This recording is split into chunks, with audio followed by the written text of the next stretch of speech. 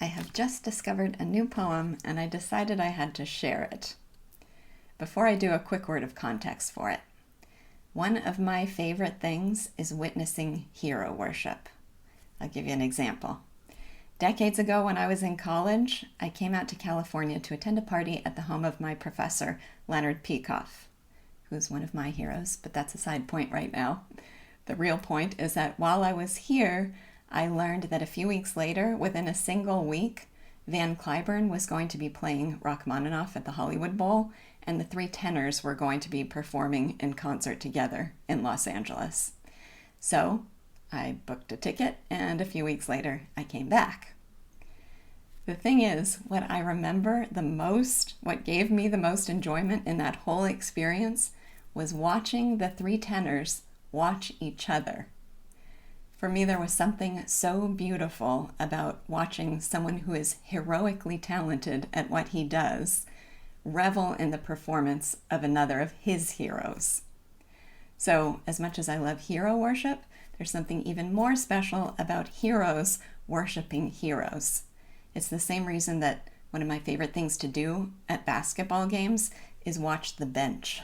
I like watching the people who are sitting out the game at the moment celebrate what the guys on the court are doing. Anyway, that's kind of what I see as happening in this poem. It's a poem by Thomas Hardy, who is one of my heroes. I actually just led a book group discussion of his Tess of the D'Urbervilles, and it's about one of his heroes, and mine, John Keats. So it's called At Lulworth Cove a Century Back. And Lulworth Cove apparently is the place that Keats probably left on the coast of England when he went to Rome, where he died at the very premature age of 25. And Hardy is imagining if he had been standing on that spot, seeing John Keats depart, and had been tapped on the shoulder by time. So here is At Lulworth Cove a Century Back. Had I but lived 100 years ago, I might have gone, as I have gone this year, by Warmwell Cross onto a cove I know, and time have placed his finger on me there. You see that man?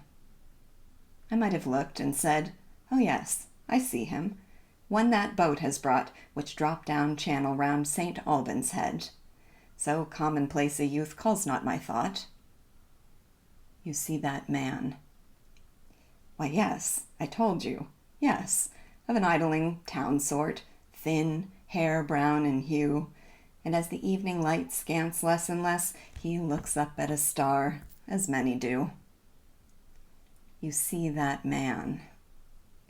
Nay, leave me. Then I plead, I have 15 miles to vamp across the lea, and it grows dark, and I am weary-kneed. I have said the third time, yes, that man I see. Good. That man goes to Rome, to death, despair, and no one notes him now but you and I. 100 years, and the world will follow him there, and bend with reverence where his ashes lie. It's just so beautiful. So anytime I am now witnessing a hero, worshiping a hero, I have a phrase to capture it. They're basically saying, you see that man? And telling us to pay attention.